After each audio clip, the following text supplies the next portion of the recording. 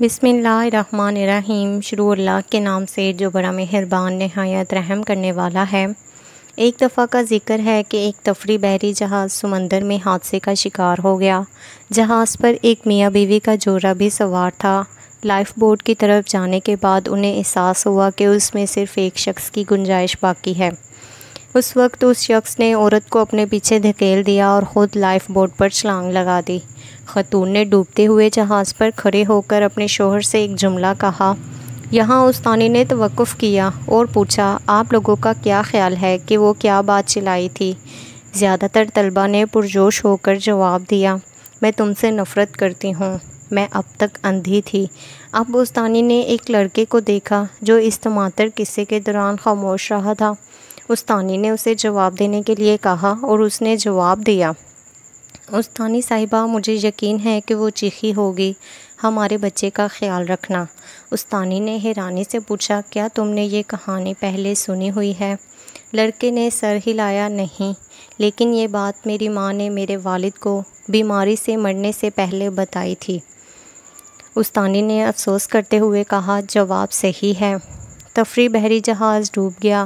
وہ شخص بخیریت گھر پہنچ گیا اور اپنی بیٹی کو تنہا ہی پالا۔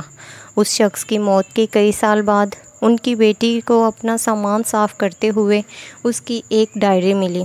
اس ڈائری سے یہ راز آشکار ہوتا ہے کہ جب اس کے والدین تفریح جہاز پر گئے تھے تو ماں کو پہلے سے ہی ایک لا علاج بیماری کی تشخیص کی گئی تھی۔ اس نازک لمحے میں باپ زندہ بچ جانے کے واحد موقع سے فائدہ اٹھا کر بھاگ نکلا۔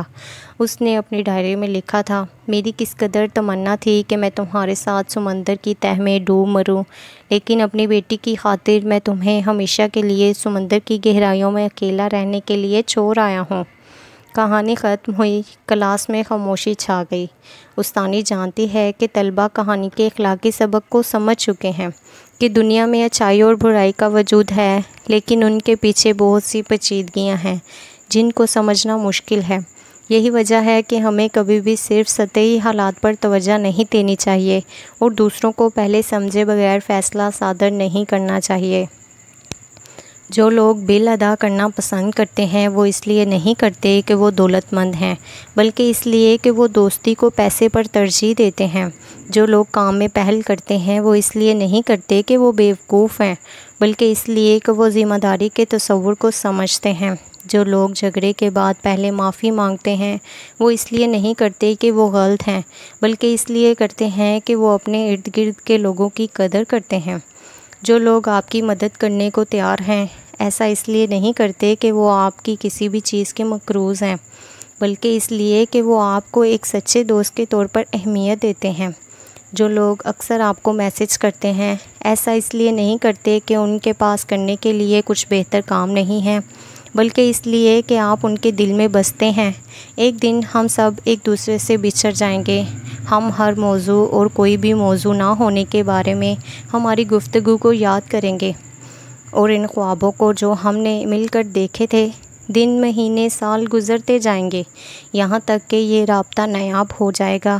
ایک دن ہمارے بچے ہماری تصویریں دیکھیں گے اور پوچھیں گے کہ یہ کون لوگ ہیں، اور ہم پوشیدہ آنسوؤں کے ساتھ مسکرائیں گے، کیونکہ ایک مضبوط لفظ دل کو چھو لیتا ہے، اور آپ کہیں گے یہ وہی تھے جن کے ساتھ میں نے اپنی زندگی کے بہترین دن گزارے تھے۔